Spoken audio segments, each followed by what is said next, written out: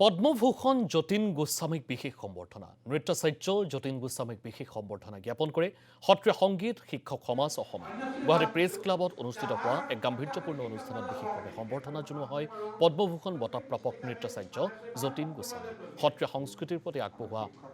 অপৰিসীম অৱদানৰ বাবে আৰু শেহতীয়াকৈ পদ্মভূষণ বঁটা লাভ কৰাৰ বাবে যতীন গোস্বামীক সম্বৰ্ধনা জ্ঞাপন কৰে সত্ৰীয় সংগীত শিক্ষক সমাজে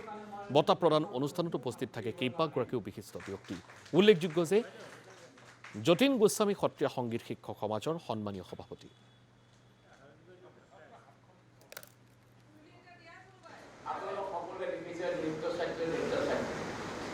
এই নৃত্যাচাৰ্য শব্দটো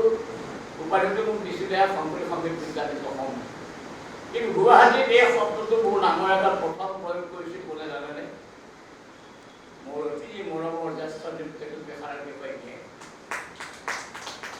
গতিকে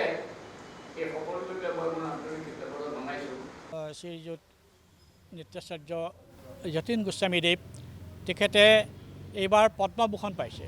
পদ্মভূষণ সন্মান পোৱাৰ কাৰণে আমি সত্ৰীয়া সংগীত শিক্ষক সমাজ অসমে অতি গৌৰৱান্বিত কাৰণ তেখেত আমাৰ সত্ৰীয়া সংগীত শিক্ষক সমাজ অসমৰ সভাপতি সেইকাৰণেই তেখেতক আমি শিক্ষক সমাজৰ পৰিয়ালৰ তৰফৰ পৰা এটি আন্তৰিক সম্বৰ্ধনা জনাবৰ কাৰণে আজি এই অনুষ্ঠানটো আয়োজন কৰা হৈছে সংগীত নাটক একাডেমী বঁটাপ্ৰাপক নৃত্যশিল্পী তথা সংগীত নাটক একাডেমীৰ সদস্য সাৰথী শইকীয়া সংগীত নাটক একাডেমী বঁটাপ্ৰাপক শিল্পী ৰামকৃষ্ণ তালুকদাৰ সত্ৰীয়া নৃত্য সংগীত নাটক একাডেমী বঁটাপ্ৰাপক শিল্পী গোবিন্দ শইকীয়া তেনেকৈ পেলাই আমি কেইবাগৰাকী বিশিষ্ট ব্যক্তিক আমি নিমন্ত্ৰণ জনাইছোঁ আৰু আমাৰ প্ৰায় সংখ্যক সদস্য ইয়াত উপস্থিত হৈছেই